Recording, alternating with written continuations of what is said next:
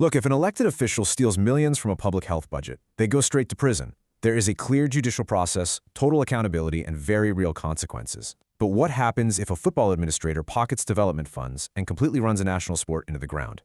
The shocking answer is absolutely nothing. They're utterly untouchable. Welcome to The Explainer, where we are unmasking the ultimate legal loophole in global sports governance. Today, we are diving into the shield of impunity, Ghana's imposter squad farce, India's paralyzed pyramid, the global protection racket, and finally, the sovereignty blackmail loop. Part 1. The shield of impunity and the creation of a global legal vacuum. Seriously, how are corrupt football executives completely untouchable by their own sovereign governments? How can someone operating inside the borders of a sovereign nation commit blatant financial fraud yet remain entirely immune to that nation's justice system? The answer lies in a rule designed with the best of intentions but completely weaponized for absolute control. Right. So, under Articles 14 and 19 of the FIFA Statutes, member associations are legally required to manage their internal affairs with absolute independence. They have to be entirely free from state or third-party influence. Now, on paper, this sounds great. It is meant to shield sports from political opportunism. But in practice? It functions as a bulletproof legal vacuum. It guarantees that local administrators can operate with total domestic impunity, completely removed from any independent judicial oversight. Let's break down exactly how this hostage situation works. Step 1. A sovereign state's anti-corruption bureau steps in to investigate blatant financial fraud inside the local football federation. Step 2. FIFA immediately deploys its nuclear option, the threat of a blanket international suspension.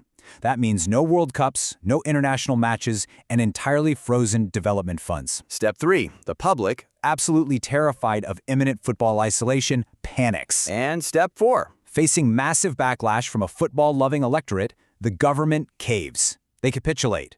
They are literally forced to withdraw indictments and reinstate the exact same executives they were trying to prosecute. Part 2. Ghana's imposter squad farce, or why fraud wins over a forfeit. Let's look at June 12, 2024. Real Tamal United was facing a mandatory forfeit against Dreams FC, and it is crucial to note, Dreams FC is closely tied to the Ghana Football Association president. RTU had failed to pay its professional players for 5 consecutive months, leading to a massive squad strike. So what did they do? They chose outright fraud. They recruited an entire roster of completely unregistered players from the lower tiers, dragged them to the stadium, and fielded them under the stolen identities of their striking professionals. And it went exactly as you would expect, an 8-1 blowout. But here is the supreme irony of this entire farce. RTU's opening goal was officially credited on the match sheet to a player named Larry Adabo. The only problem? Larry Adabo was actively speaking on live national radio in a completely different city at the exact moment he supposedly scored that goal. The fraud was undeniably, laughably blatant. So the punishment for fielding an entire team of imposters? A measly $6,500 fine and some minor one-year bans for 5 officials handed down by the GFA. So why didn't the actual state judiciary step in to clean up this outright criminality? Because history proves their hands are entirely tied by FIFA's statutes. Look back at 2018. A documentary caught the former GFA president accepting a bribe and soliciting an $11 million kickback scheme. But even with staggering, undeniable evidence, the Ghanaian government was powerless to dissolve the corrupt federation. The state's own criminal courts were entirely neutralized. Just think about the sheer absurdity here. A sovereign nation's deputy attorney general had to literally beg within FIFA's internal legal framework just to secure a ban. The state could not act autonomously at all. Moving on to Section 3, India's paralyzed pyramid. Millions for Messi, pennies for the pitch. Following a massive contractual breakdown, the All India Football Federation left its domestic pyramid entirely without commercial backing. The Indian Super League season just stalled for 6 straight months. This threw up to 5,000 players, coaches, and staff into absolute financial limbo. We're talking about star players reduced to releasing viral videos begging FIFA to intervene. Youth development just completely ground to a halt. Out of 94 accredited academies, a mere 10 could even afford to keep the lights on. The grassroots system was effectively dead. But wait, it gets crazier. While the domestic grassroots system sat there completely broke, corporate sponsors easily mobilized roughly $12 million for a 3-day, non-competitive Lionel Messi exhibition tour. Almost $11 million of that went straight to Messi as an appearance fee. Compare that massive elite funding against the emergency government pool needed to rescue the entire domestic league. That was just $3 million. The league only survived because the government swooped in with emergency funds, entirely exposing the utter failure of the independent federation's administration. Yet the government is the one penalized for trying to enforce governance. Back in August 2022, India's Supreme Court attempted to remove the federation president for severe governance failures. FIFA's response? They suspended India immediately. Think about that. The highest court in a sovereign nation of 1.4 billion people was forced to step down and return administrative control to ousted executives just to lift a sports ban. It is a staggering display of unaccountable power. Section 4. The Global Protection Racket. This is a clear pattern of hostage-taking. This is not just Ghana and India. In Spain, in 2023, Federation allies claimed government interference to literally blackmail the state into backing off ousted President Luis Rubiales. The threat? Excluding Real Madrid and Barcelona from Europe.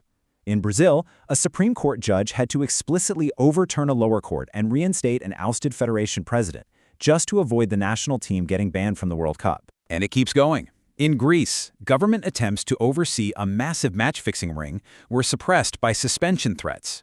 In Zimbabwe and Kenya, government commissions acting against deep financial irregularities and the sexual harassment of female referees resulted in immediate FIFA suspensions. It all leads to this grim reality. Under this current framework, protecting the administrative autonomy of corrupt officials is consistently prioritized over protecting the players themselves. Section 5. The Sovereignty Blackmail Loop. It is time to follow the votes and the money. Through the FIFA Forward 3.0 cycle, running from 2023 to 2026, central leadership distributes up to $8 million every 4 years to each of its 211 member associations. That is a massive injection of cash into local federations. And remember what we established earlier. Sovereign states, anti-corruption bureaus, and national courts cannot audit or prosecute the bodies receiving this money without triggering a devastating international ban. There's absolutely zero independent domestic accountability for these millions. So here is the closed loop. Local executives receive these massive funds with no oversight. They distribute these millions domestically to secure their own internal power bases. In return, these grateful, totally insulated local administrators use their voting power in the FIFA Congress, where every single nation gets exactly one equal vote, regardless of size or infrastructure, to repeatedly re-elect FIFA's centralized leadership in Zurich. Zurich protects the local executive's autonomy, and the local executive secures Zurich's power. The blackmail loop is complete. But the structural solutions are right there. First, the international sports community absolutely must demand a transition away from absolute federation autonomy and move toward shared co-regulatory frameworks. Second, we need dual-key auditing systems, managed by independent international firms alongside national audit institutions. And critically, shared sports statutes must be amended to allow domestic courts to prosecute blatant financial crimes without triggering a blanket, punitive ban on the nation's athletes. The Sovereignty Blackmail Loop is totally visible to anyone willing to look. So the question is, will global sports governance finally transition to a system of shared accountability, or will the beautiful game just remain an unaccountable private bank? Thanks for joining us for this explainer. Catch you next time.